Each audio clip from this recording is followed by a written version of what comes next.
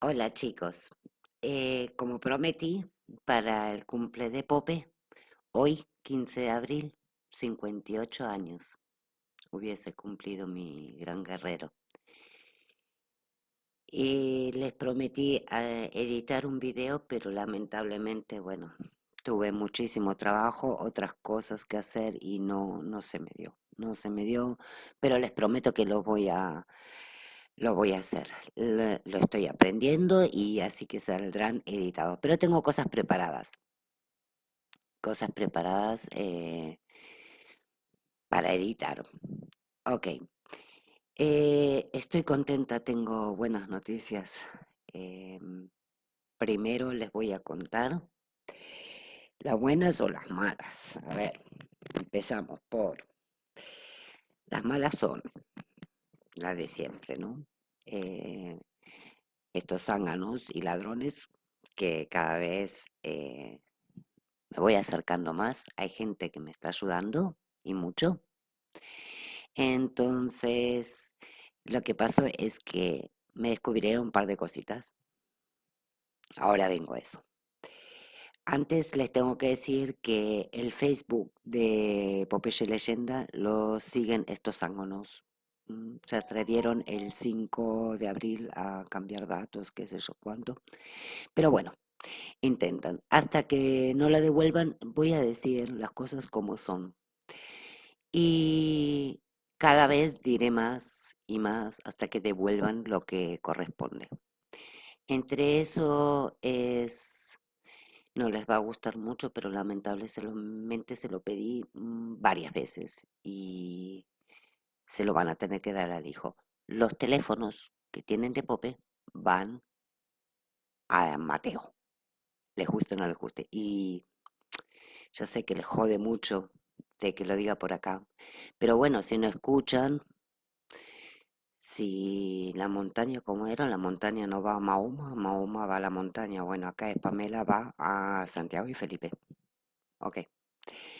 Y así sacaré cada vez más cosas hasta que devuelvan lo que corresponda, ¿no? Lo que sacaron. Bueno, eso es una.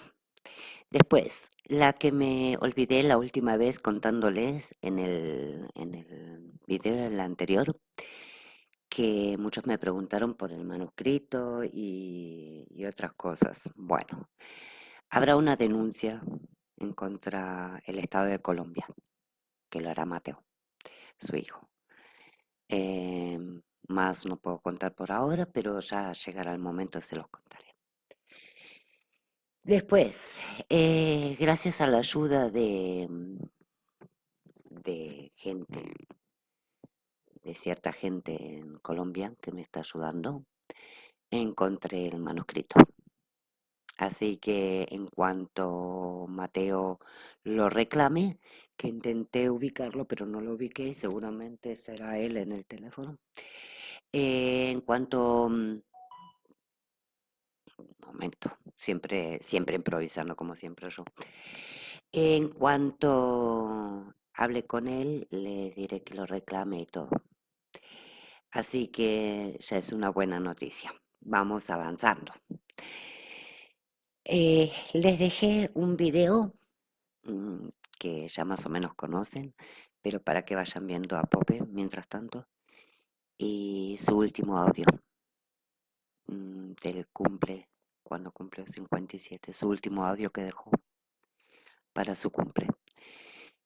Así que ojalá, Pope, algún día puedas sobre tu tumba echar una michelada que tanto te gustaba, así como lo hacíamos con el cumple de Pablo, que echábamos una Heineken. Pope iba y compraba uno de esos grandes, esas latas grandes de, creo que 5 litros de Heineken, y se las echaba encima. Cuando él estaba en la cárcel lo hice yo por él. No encontré esa grande, así que me tuve que estar con latas así chiquititas de Heineken, echando ahí como una loca sobre la tumba de Pablo. Pero era un tipo ritual, una cosa que siempre hacíamos. Bueno, los dejo acá y Les voy a poner el video y después el audio. Pope, lo único que encontré en la casa, un gel.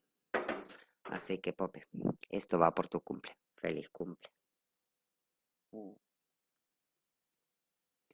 Te quiero, amigo.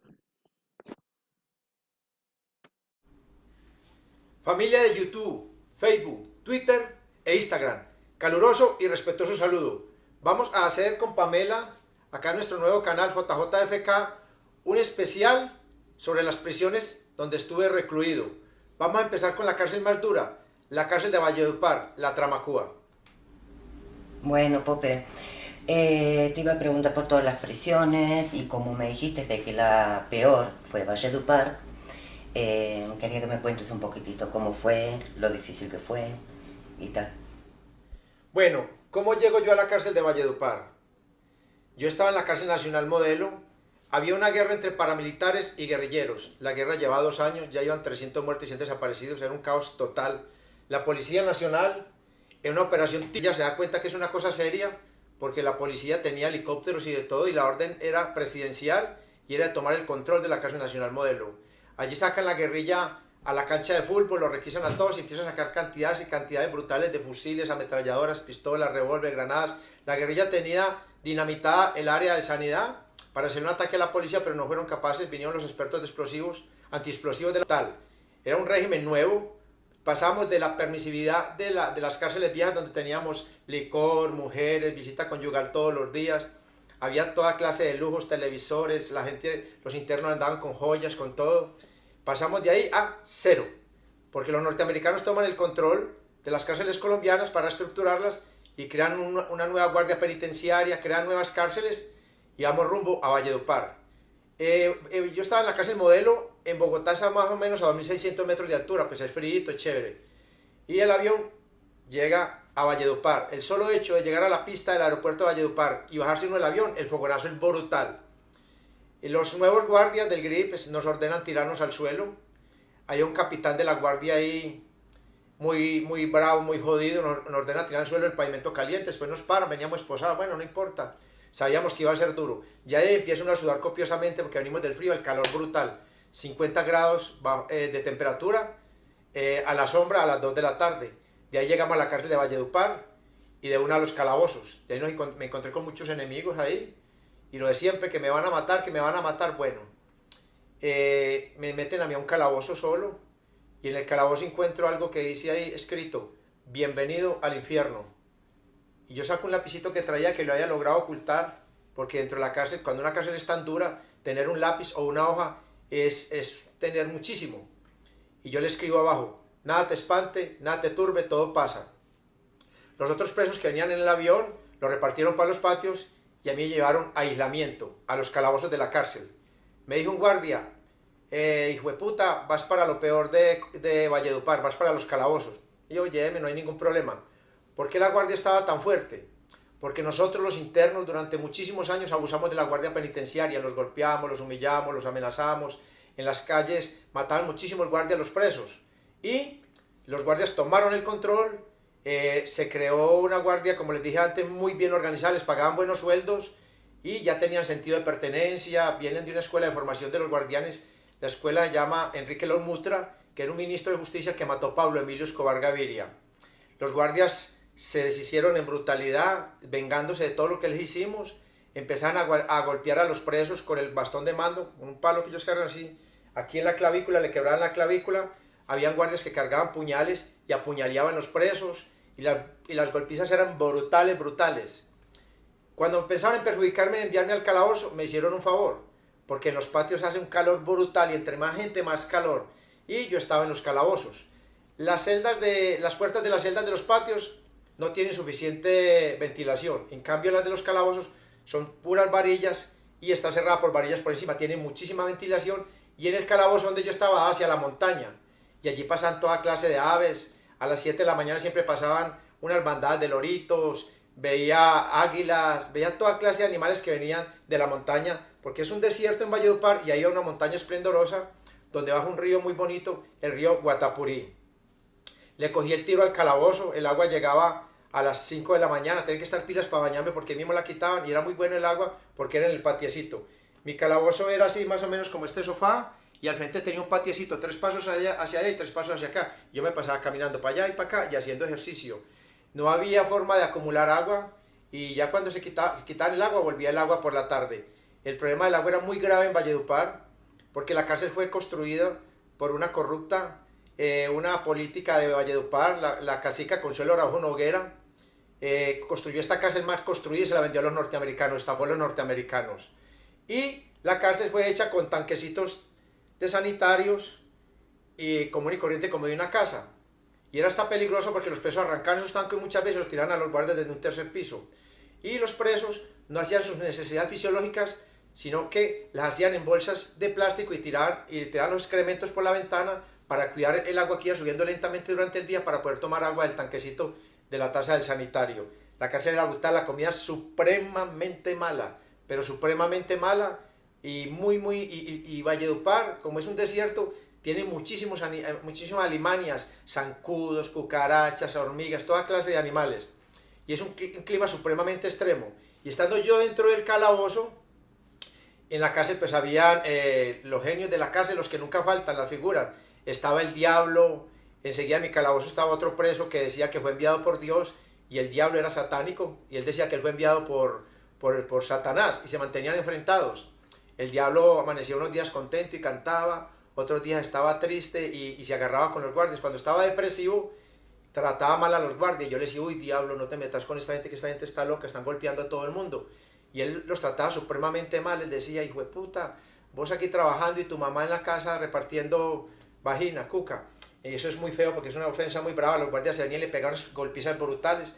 Y en eso nos la pasábamos.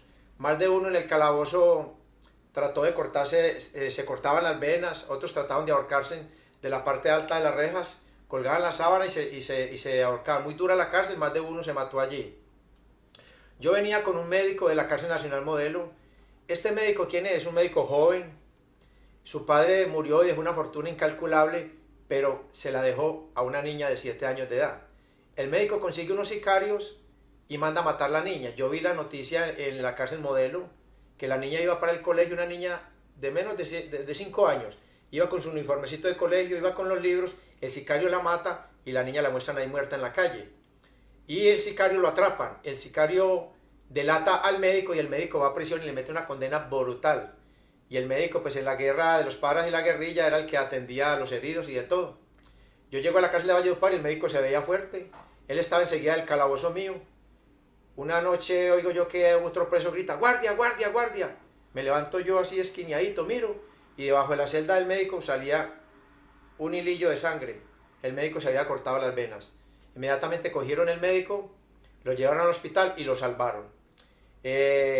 La cárcel tenía su ritmo. Valledupar era la insignia de las prisiones de la República de Colombia, era la primer cárcel brava en la República de Colombia. Inclusive en la cárcel, el que mandaba en la cárcel era un norteamericano que hablaba español, andaba de vestido camuflado y de tenis. Le gustaba ofenderme a mí, decía que ellos habían matado a Pablo Escobar, yo no le contestaba, los otros presos me decían, Pope, dígale algo, no, nada. No era el momento de decirle nada al norteamericano. Nosotros vivíamos preocupados, pues nos van a extraditar. Pues extradítenos a todos. Y como estaba la situación en Valledupar, donde nos hubieran extraditado, nos hubieran hecho un favor. Le gustaba enfrentarse con un guerrillero de la FARC, Jessy Arteta Dávila, porque Jessy Arteta tenía un tatuaje del Che Guevara acá. Pasaba el norteamericano y le decía, nosotros matamos al Che Guevara en Bolivia. Y Jessy se enfrentaba con él porque Jessy es muy agresivo. La zona era muy peligrosa porque la cárcel de Valledupar fue construida irresponsablemente por esta corrupta, la cacica Consuelo Araujo Noguera, en zona paramilitar. A 9 minutos de la cárcel estaba la base paramilitar. En cabeza hay un fuerte miembro de las autodefensas de Colombia, los paramilitares, Jorge 40. Los guardias seguían golpeando a los presos, apuñaleándolos. ¿Y qué era lo más grave allí? Que había un articulito que trajeron los norteamericanos, el escorpión. ¿Qué es el escorpión? Lo cogen a uno y lo amarran aquí por la espalda, aquí a la cintura y a los pies, y uno queda comiendo así, como un perro, y tomando agua le tiran a uno las cosas en el suelo, así lo dejan a uno hasta abajo 3 días. Yo evité caer en el escorpión porque yo dije, no, este no es el momento de enfrentarme. ¿Cómo? ¿Lo dejaban atado? Sí, claro, lo dejaron atado por 3 días. Yo evité caer en el escorpión porque no me enfrenté a los guardias, me provocaban, me pasaban con el palo así las rejas, me decían cosas. Una vez llegó el director y yo tenía un poquito de agua que había logrado recogerme, la tiró al suelo. Me decía cosas al director, pero yo no, yo dije, este es el momento de aguantar. Bueno, luchando ahí, luchando, la cárcel recibió una buena noticia. Se luchaba el día a día, había que luchar de día y de noche. Allí se pagaba cárcel en el día y en la noche el calor era brutal. El colchón mío era de este espesor, ya que con el sudor, cuando yo llegué ahí ya había sido usado con el sudor de los presos, quedó de este espesor. Y hubo algo que nos llenó de mucha alegría. La supercárcel, la Tramacúa, de la que se jactaba el gobierno norteamericano y el gobierno de Colombia, fue violentada por un preso humilde. Resulta que había un preso que los guardias lo sacaban al sol inclemente a cortar el prado. El preso se fue analizando las cosas y los guardias se hacían a la sombra y el preso lejos al sol. Y el preso iba cortando y vio una corriente de agua. Él vio la corriente de agua y vio que era grande y salía por un tubo. Y él al otro día, ya cuando tenía estudiada la corriente de agua, más o menos vio que a lo lejos salía. Cogió, se puso una pantaloneta por dentro del uniforme, se puso el uniforme y se vino a trabajar. Vio que los guardias estaban conversando entre ellos y se tiró a la corriente de agua. Y la corriente de agua lo sacó lejos de la cárcel y él allí emprendió una fuerte huida por el desierto y llegó hasta las montañas. Los paramilitares de Jorge 40 salieron a perseguir al preso que huyó, salió la policía y el ejército a buscar el preso y los guardias de la cárcel de la Tramacúa cometen un craso error porque el director era muy bruto y envía 12 guardias a la montaña a buscar el preso y los envía con unos fusiles que les habían regalado los norteamericanos, unos micro Galil, unos fusiles pequeñitos, hermosísimos, 5.56, y a la guerrilla y a los paras les servían esos fusiles, quedaban encantados y hubieran matado a los 12 guardias. Después el ejército le tocó mandar otro grupo a rescatar a los guardias para que no los fueran a ejecutar la guerrilla, porque en esa zona también hay guerrilla, existe el bloque Caribe de las FARC, comandado por Simón Trinidad, un guerrillero de las FARC que está preso en los Estados Unidos de Norteamérica por narcotráfico. Todos los días hacíamos fuerza, que no fueran a atrapar al preso. Y un hombre muy hábil logró salir de la montaña, logró desaparecerse y al día de hoy no lo han capturado. Mientras todo esto sucedía fue un gran triunfo y eso descuajó la cárcel de Valledupar. Se dio otra cosa, los presos siempre golpeaban a los internos se dio otra cosa, los guardias siempre golpeaban a los internos y eran internos paramilitares. Porque muy raro eso, porque cuando estaban construyendo la cárcel, los paramilitares de Jorge 40 cuidaron la cárcel para que no la destruyera la guerrilla de la FARC. Y ya hecha la cárcel, los primeros presos eran los paramilitares. Entonces estaban presos ahí y cada que los guardias golpeaban a los presos le decían a los guardias, le vamos a mandar a decir a don Jorge 40 que ustedes nos están aporreando, que nos están golpeando, que no nos respetan. Entonces los guardias le decían, vea, dígale a ese hijo de tantas de Jorge 40 que yo me llamo así, nosotros somos 8.000 guardianes y peleamos. Y el ejército está con nosotros. Listo. Tanto fue el agua al cántaro hasta que al fin lo rompió. Le llegaron las cartas a don Jorge 40 y don Jorge 40 mandó a los paramilitares y a 5 cuadras de la cárcel iban 2 guardianes en una moto a recibir turno. Los pararon los paramilitares con fusil y le dispararon. Mataron a un guardián, lo ejecutaron en el acto y a otro le metieron un balazo en un testículo. Y al herido le mandaron la razón a los guardias, vamos a pelear. Ya los guardias entraron en caos, se deprimieron, se asustaron. Ya los guardias para ir a comprar una botella de licor tenían que ir 10 guardianes con el revólver en la mano y la policía antiterrorismo de ahí que era muy fuerte de Valledupar cuidándolos para el turno, para allá, las familias. Ya los guardias no podían ir al único lugar que era el río Guatapurí a refrescarse porque el agua es bendita y es cristalina y baja de la montaña. Los guardias se dan cuenta de que Colombia está en guerra, que ellos no pueden hacer una cárcel como les ordenen los norteamericanos en Colombia. Colombia está en guerra y lo que sucediera dentro de la cárcel se veía afuera. Ya los guardias empiezan a hablar de derechos humanos, empiezan a hablar de ir a hablar con Jorge 40 y un grupo de los guardianes va a la base de Jorge 40 y se dan cuenta que los guardianes estaban muertos. Hermanas y hermanos, yo soy su amigo John Jairo Velázquez Vázquez Popeye y les hablo desde la cárcel de alta seguridad de Valledupar en el departamento del Cesar, desde mi calabozo. Les hablo con todo el cariño del mundo y mi gratitud porque me han dado un gran regalo de cumpleaños en el día de hoy. Hoy 15 de abril cumplo 57 años de edad. Hemos llegado al 1.000.000 de suscriptores gracias al apoyo de todas y todos ustedes no me han dejado solo, estoy luchando, estoy muy tranquilo, estoy bien de salud, estoy leyendo, estoy escribiendo un nuevo libro que pronto les diré de qué se trata, estoy muy tranquilo porque realmente pues yo soy inocente. Me sacaron de la ciudad por sacar el tema de Pablo Escobar de la ciudad y pues sacarme de la política, pero luché por un pueblo y no me arrepiento de estar en este calabozo.